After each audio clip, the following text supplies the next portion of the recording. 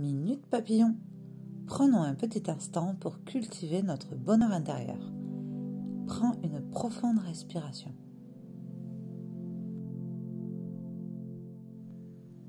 Est-ce que tu connais l'histoire de la plume, la pierre et le camion? C'est des métaphores qui te permettent de faire attention aux petites plumes, aux pierres et aux camions que tu as reçus ou as pu recevoir dans ta vie.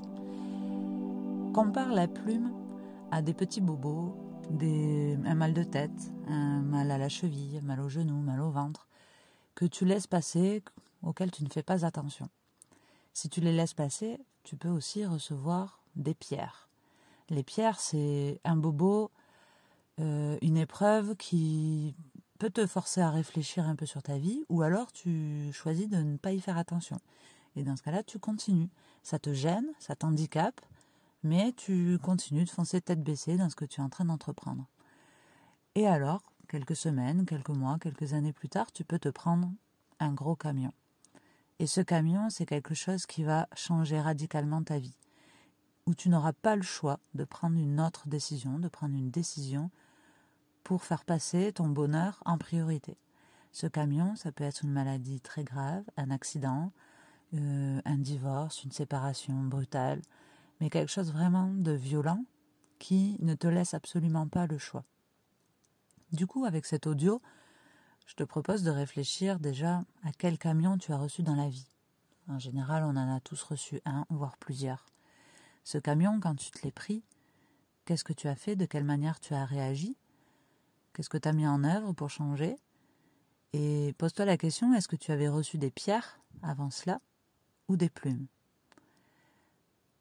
Ensuite, réfléchis, est-ce que tu as aussi reçu des pierres? Quelque chose qui t'a gêné, qui t'a handicapé, qui t'a forcé à t'adapter, soit pour continuer sur le chemin que tu avais choisi, soit peut-être pour amorcer un changement. Et même chose pour les plumes. Tu peux noter tout ça. Réfléchis. Moi, par exemple, j'ai pris une grosse pierre il y a 1 an ou 2, et du jour au lendemain, je n'ai plus pu marcher. Donc c'est pas grave, c'était pas radical. Enfin, c'était radical, mais c'était pas grave. Mais par contre, ça m'a forcé à prendre une décision au niveau de mon travail, de lâcher certains contrats que je gardais pour m'alimenter, pour faire vivre ma famille. Et j'ai pris le choix de laisser tomber certains contrats pour faire ce que j'aimais et me lancer un peu plus dans mon studio. Et progressivement, cette douleur inexpliquée qui m'a empêchée de marcher pendant 1 mois, aucun médecin n'a trouvé ce que c'était. Et à partir du jour où j'ai décidé de changer, de me lancer un peu plus dans le studio, alors j'ai recommencé à marcher et j'ai pu soigner doucement cette hanche. Voilà, tout ça pour dire qu'en fait, dans la vie, on a en permanence des petites plumes qui viennent nous avertir que peut-être on est sur la mauvaise direction, que peut-être on ne se fait pas passer en priorité. On a souvent des pierres et parfois des camions. Donc peut-être pour éviter d'en arriver là, je te propose de faire attention à tout ça et tu verras en fait qu'en discutant avec les gens autour de toi, ça revient souvent et tu auras peut-être le réflexe de dire attention, tu as une plume ou tu as une pierre dans ta vie. Voilà, c'était le petit audio du jour, toujours très instinctif, né de discussions au studio cette semaine.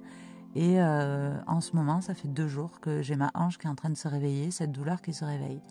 Et je suis exactement dans la position où soit je continue comme ça et peut-être que je me retrouverai à nouveau sans marcher, soit je change quelque chose pour faire attention, prendre soin de moi. Voilà, on verra bien ce que j'arrive à mettre en place, mais c'est pas évident. C'est jamais des choix faciles à faire. Mais voilà, essayons de ne pas en arriver jusqu'au camion. Bonne journée et merci à nouveau pour l'écoute et je serai ravie de partager sur ce sujet.